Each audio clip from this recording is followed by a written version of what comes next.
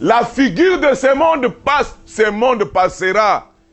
Mais j'ai la joie de vous dire une vérité absolue, c'est laquelle Jésus a dit, le ciel et la terre passeront, mais ma parole ne passera jamais.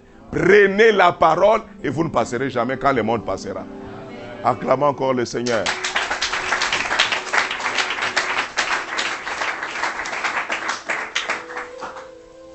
Vous acceptez cela? Amen. Vous acceptez de tout votre cœur? Amen. Frère Branham dit quelque chose. Dans le fondement fondamental. J'avais déjà lu ça et je vais encore relire.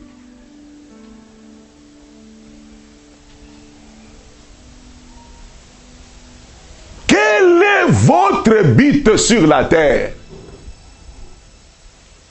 Est-ce que Dieu vous a envoyé simplement pour aller au travail? Écoutez.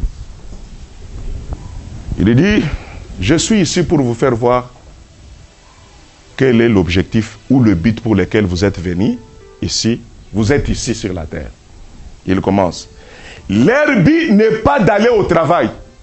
Un amen quand même. Amen.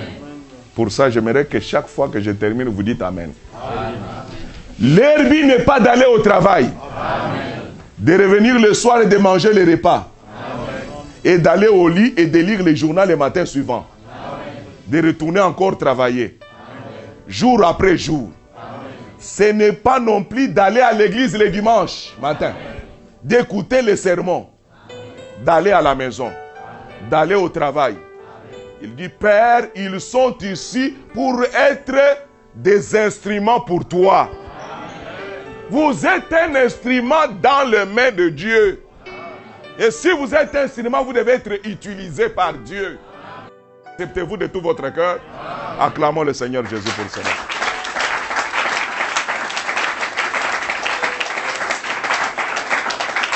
Mais dans le système de Satan, il te dira quoi? Non. Tu travailles et tu es préoccupé par le travail. Non. Changez les choses. Travailler sans être occupé totalement. Amen. Amen. Gardez Dieu dans tout ce que vous faites. Vous allez voir comment le travail va changer. Ça ne sera plus toi qui vas travailler.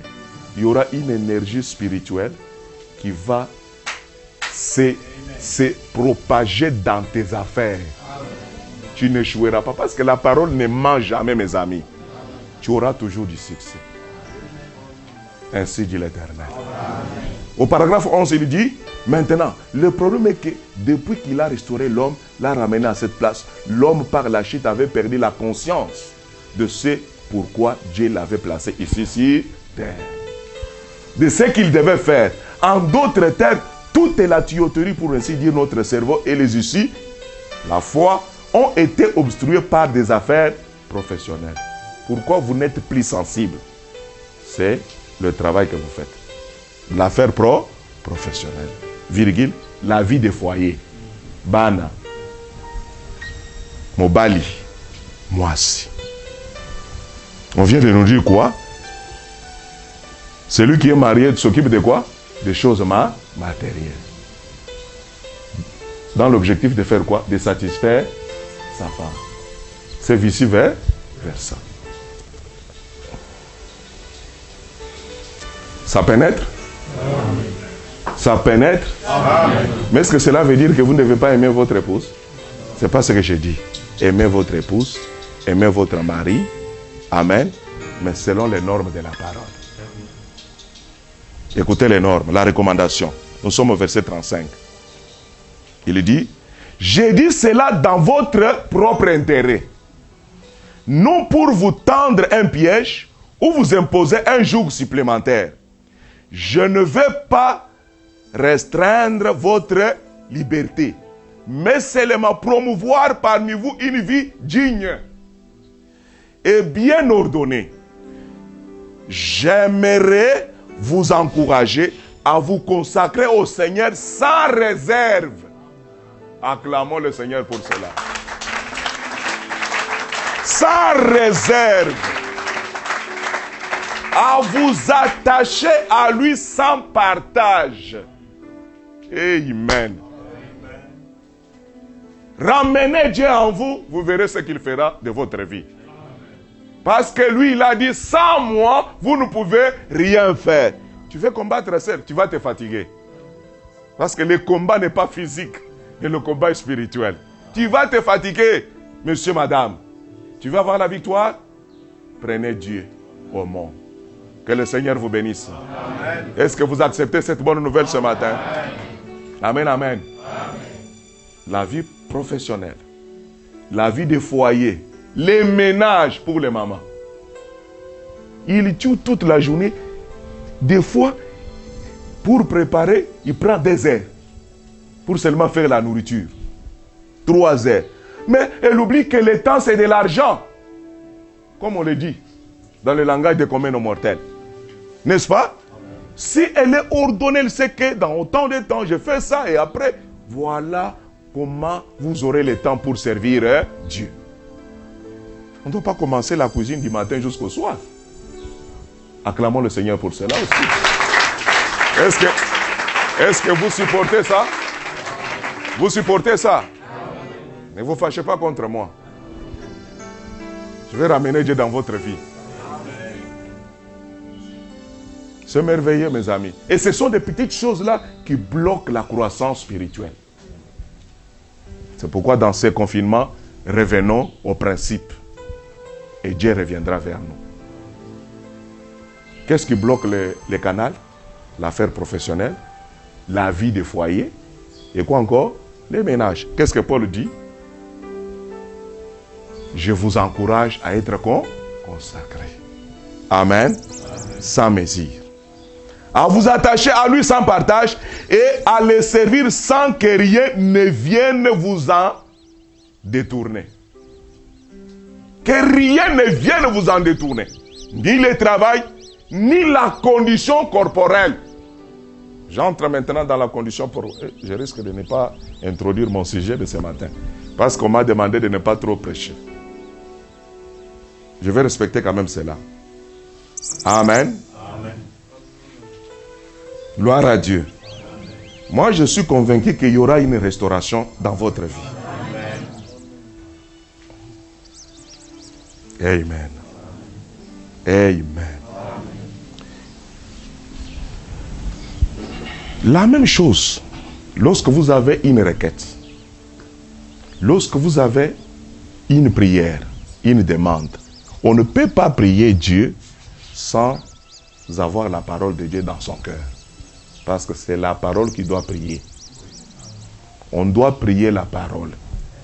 Ne t'empresse pas d'ouvrir la bouche. Qu'est-ce que toi tu vas dire à Dieu? Toi tu as des mots qui peuvent convaincre Dieu. La Bible ne te dit pas que ne t'empresse pas d'ouvrir la bouche, de parler. Parce que Dieu est au ciel. Toi tu es où? Sur la terre. Mais est-ce que vous savez, l'unique endroit le plus rapproché du ciel, c'est le cœur. Le cœur est l'endroit le plus proche du ciel. C'est pourquoi Dieu, lui, ne regarde pas la tête, les raisonnements. Vous ne m'avez pas amené les tableaux. J'allais faire la démonstration. Les raisonnements, la tête, Dieu regarde ce qui est dans le cœur. Maintenant, la manière que vous êtes fait quand tout ce qui vous occupe entre dans le cœur. Écoutez-moi. Tout ce qui vous occupe. Si c'est les symptômes qui vous occupent, vous ne faites que renforcer, enfoncer, s'enfoncer dans les problèmes avec votre maladie.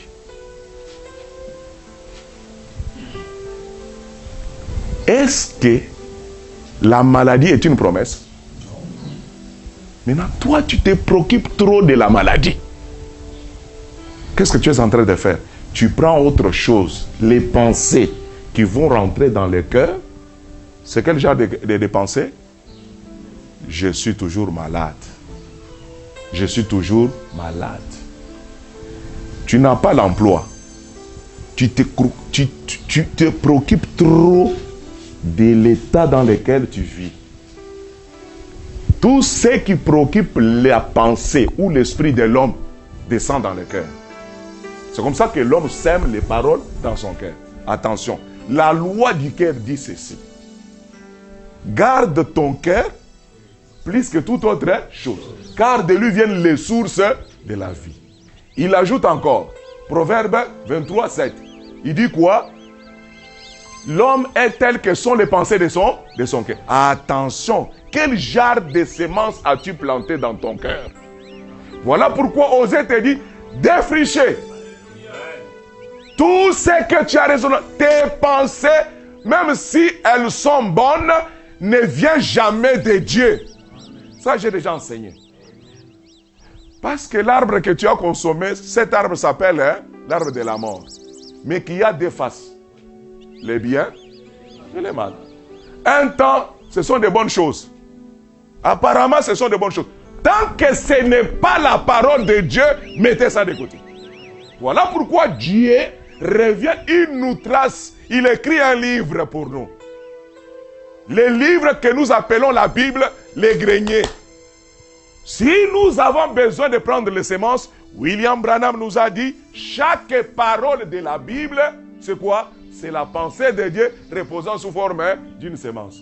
Je regarde maintenant dans les greniers, je prends, je suis un Dieu qui vous guérit de toutes vos maladies. Je prends cette parole, je m'en occupe. Je m'en occupe complètement et entièrement. Je me fais des soucis à cause de cette parole. Vous êtes d'accord avec moi? Cela descendra dans les cœurs. Quand cela descend dans les cœurs, comme c'est la parole qui est efficace, comme c'est la parole qui pénètre, comme c'est la parole qui est tranchant, c'est ça le paix que vous allez utiliser pour défricher tout l'ancien système qui se trouve dans votre cœur. Et vous aurez le changement dans les jours à venir. Acclamons le Seigneur pour cela.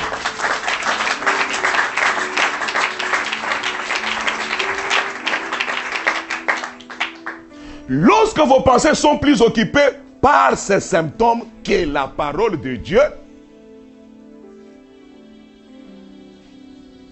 les symptômes ne sont pas la parole de Dieu. Amen. Le cancer, ce n'est pas la parole de Dieu. Amen. Au commencement, il n'y avait pas le cancer. Au commencement, il n'y avait pas la tuberculose. Au commencement, il n'y avait pas le chômage. Je vous dis la vérité, mes amis. Au commencement était la parole. Abandonnez autre chose et prenez la parole. Et plantez ça dans votre cœur. Jésus nous a montré cela clairement dans la loi, dans Jean chapitre 12. Qu'est-ce qu'il dit? Si les grains de blé ne tombent en terre et mer, ils restent seuls. Tant que la parole de Dieu ne touche pas le cœur de l'homme, elle ne se transformera jamais. Jamais. Elle ne se reproduira jamais. Amenons la parole dans notre cœur.